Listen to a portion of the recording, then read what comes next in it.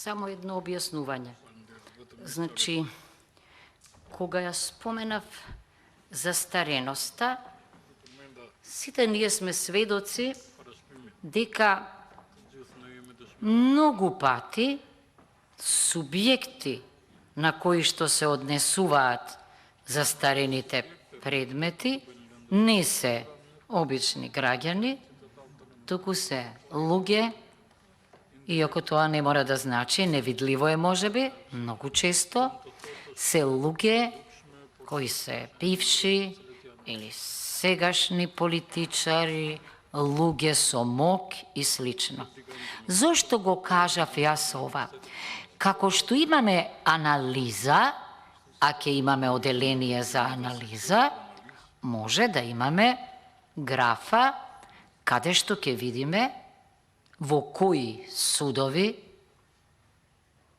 колку предмети застареле или ако сакате, бидејќи тие ја оценуваат и стручноста на во работата на судиите, може да знаеме и за кому, колку случаи на застареност му се случиле, во чие време на председателствување. Така ќе можеме, јас зборував за она што сум го гледала, да имаме една компаративна представа. Кој и нема тогаш да можеме на вистина само оние што ги препознаваме да ги обвинуваме, туку дека се работи значи за не знам, намерна или ненамерна, намерно предизвикување на застареност. Јас само реков дека ми недостига еден ваков параметар. Зошто?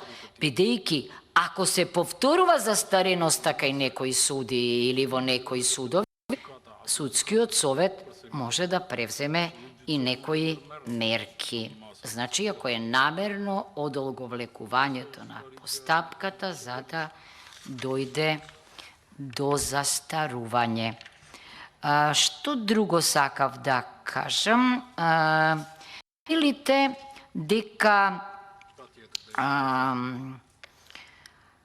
се согласувам за вашата усогласеност или вашиот сличен став на, сакам да кажам, резервоарот на адвокати со знаење. Тоа е слично како кај хабилитацијата. Може да докторирате, ама понекогаш има и хабилитација, луѓе низ искуство, низ трудови и така натаму, добиваат определен статус.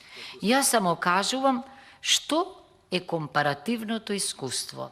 Оти вие и јас, сите ние и судскиот совет знае дека тој недостиг на суди не можеме да го надоместиме на волшебен начин, значи треба да ги препознаеме изворите. И мене ме чуди зошто постојано, значи се замижува пред овој, да речам, непресушен извор, зашто штом судиите ви одат во адвокати, тогаш таму треба да го барате решението. Тоа е тоа. Инаку мислам дека е многу важен квалитетот на судиите и дека критериумите треба да ги заоструваме. Не мислам дека треба да не се зема во предвид просекот, тогаш ајде и да ги укинеме оценките, напротив. Не, важно е, а се релативизираше, се тргна, наменски. Не мислам дека треба меѓународните сертификати за јазик да не се бараат. Не верувам дека некој може лично да ги испитува.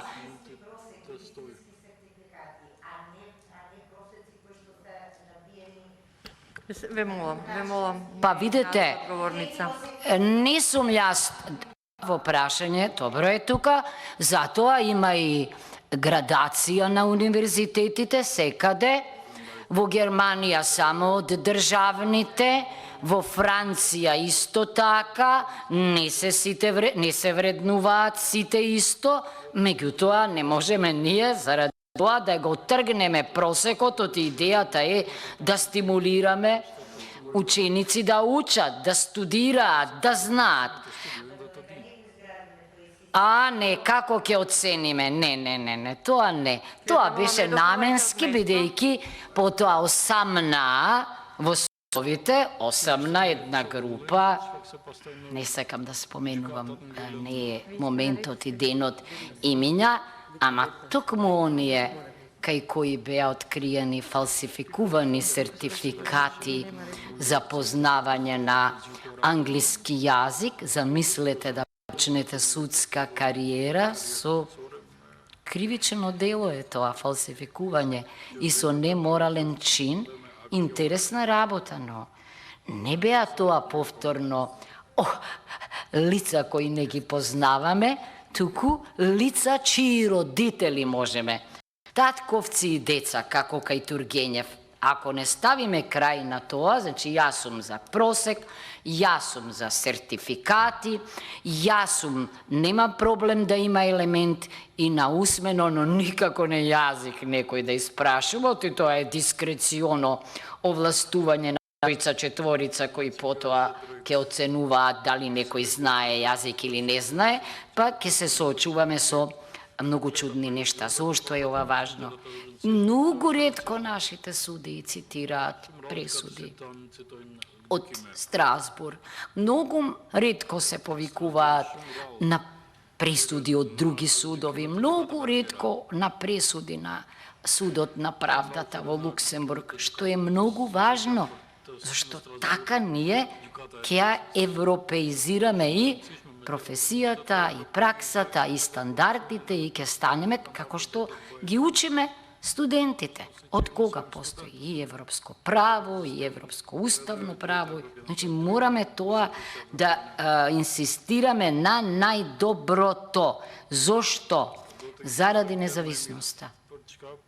Кога вие знаете, кога сте положиле затоа што сте знаеле, а не затоа што некој стоел зад вас, ќе бидете и многу поспремни да речете не, да бидете независни, да бидете самостојни, но спротивно, не е убаво да кажам, но познавав, знам личности во судскиот совет, кои еден ден немале од судството. Единственото што го имало било советник на градоначалник и советник на министерот. Објаснете ми сега, како некој со такво искуство ќе оценува дали некој е квалификуван, дали некој стручно и компетентно си ја врши функцијата. Јас многу пати сум рекла, со тоа ќе завршам. Не ни служи на чест тоа што имаме 24 универзитети. Одговорно тврдам дека треба да преиспитаме тоа. Треба да ги преиспитаме докторатите, магистратурите и слично. На оваа држава и се многу толку факултети кои се повеќе фабрики за хартија наместо фабрики за знаење. Така ќе паѓаме, а нема да се качуваме. Ако посегнеме по ова, мислам дека полесно ќе фатиме чекор со европски чекор, да речам, и тогаш секогаш ќе има простор за критика, меѓутоа се разбира дека ќе има и за пофалба. Последната реченица значи, можно е да се направи судскиот совет да направи формулар. Сакам да кажам во поглед на представките. Дали се оправдани или не, дали може би заради преоптовареноста не се земаат во предвид, значи Панчо. Значи, точно може да се бара од оној кој што ја одбил, детален, да се има, дека да имаме ние структуриран одговор.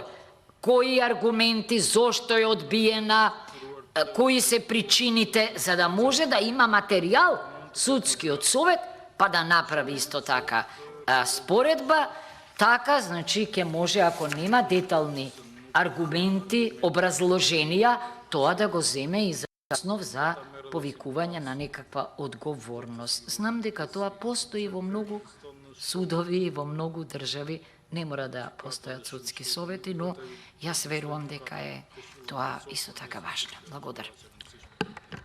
Благодарам, колешка Давкова. Следна за реплика е колешката пратеник Љатиф